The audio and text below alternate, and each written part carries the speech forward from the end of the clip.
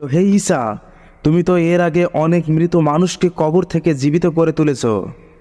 এখন তুমি যদি একজন মৃত মানুষকে কবর থেকে জীবিত করতে পারো, তাহলে আমরা তোমার ধর্ম গ্রহণ করব এবং তোমাকে নবী বলে মেনে নেব।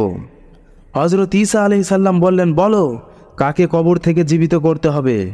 হজরত ঈসা আলাইসাল্লামের জাতির লোকেরা বলল, নূহ আলাইসাল্লামের ছেলে শ্যামকে কবর থেকে জীবিত করতে হবে, যে আজ থেকে 4000 বছর আগে ইন্তেকাল করেছে।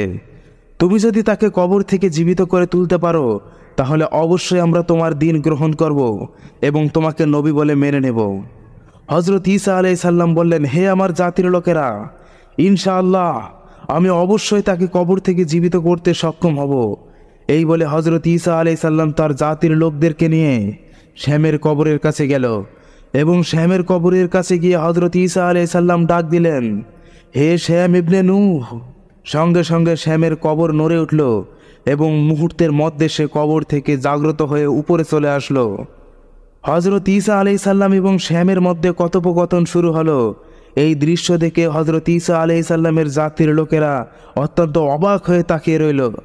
হজরত ঈসা আলাইসাল্লাম খেয়াল করলেন শ্যামের শরীর ভয়ে থরথর করে কাঁপতেছে। হজরত ঈসা জিজ্ঞেস করলেন, হে শ্যাম ইবনে নূহ, তোমার কি হয়েছে? তুমি কাঁপছো কেন? শ্যাম বলল, হে আল্লাহর পয়গম্বর ঈসা, আমি আজকের দিনের জন্য কাঁদছি না, আমি কাঁদছি সেই দিনের জন্য আজ থেকে 4000 বছর পূর্বে যখন আমার কাছে আজরাইল এসেছিল।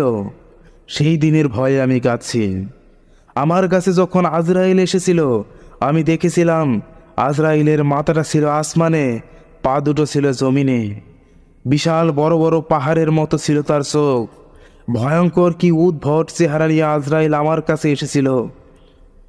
আজরাইলকে দেখে আমার আত্মা আমার শরীরের বিভিন্ন জায়গায় পলায়ন করতে শুরু করলো। এক নয়, দুই নয়, আমার আত্মা আমার শরীরের ভেতর 80টি জায়গায় পলায়ন করলো। তারপর আজরাইলের হাত থেকে আমার শেষ রক্ষা হলো না। আজরাইল এক থাবা দিয়ে আমাকে ধরে ফেলল এবং নিষ্ঠুর এবং কঠিন শাস্তি দিয়ে আমার জান কবজ করে নিল। আজরাইল সেদিন এতটা নিষ্ঠুর এবং কঠিন আযাব দিয়ে আমার জান কবজ করেছিল, যার ভয়ে আমার শরীর এখনো কাঁপছে। হজরত ঈসা আলাইসাল্লাম বললেন, হে শাম ইবনে নূহ, আমি বুঝলাম আজরাইলের ভয়ের কারণে তোমার শরীর এখনো কাঁপছে, কিন্তু এটা তো আমি বুঝলাম না, তোমার চুলদাড়ি পাকা কেন? আগেকার নবী এবং উম্মত কারোরই চুলদাড়ি পাকা ছিল না। তোমার পিতা হজরত নূহ আলাইসাল্লাম 1450 বছর পৃথিবীতে বেঁচে ছিল, তারপরও তার চুলদাড়ি কালো ছিল। হজরত আদম আলাইসাল্লাম 1000 বছর পৃথিবীতে বেঁচে ছিল, তারপরও তার চুলদাড়ি কালো ছিল। বাদশাহ জুলকারনাইন 1600 বছর জীবিত ছিল, তারপরও তার চুলদাড়ি কালো ছিল। আগেকার নবী রাসূল এবং উম্মতদের মধ্যে কারোরই চুলদাড়ি সাদা ছিল না, তাহলে তোমার চুলদাড়ি সাদা হলো কি করে?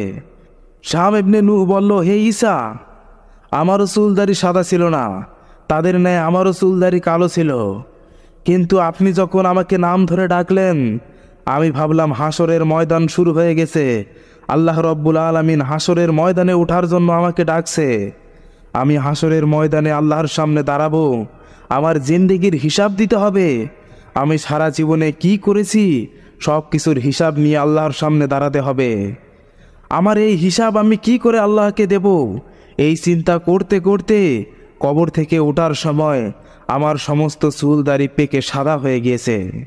প্রিয় দিনী মুসলমান ভাই এবং বোনেরা, সেই কবর, সেই মৃত্যু আমাদের প্রত্যেকের জন্য অপেক্ষা করছে। আমাদের প্রত্যেকের জীবনে এটা চরম সত্য, মৃত্যু আমাদের জীবনে সংঘটিত হবেই।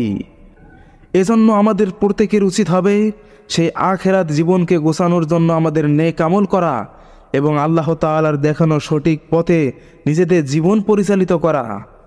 মহান আল্লাহ রব্বুল আলামিন তার দ্বীনের সঠিক পথে আমাদের চলার তৌফিক দান করুক। আমিন।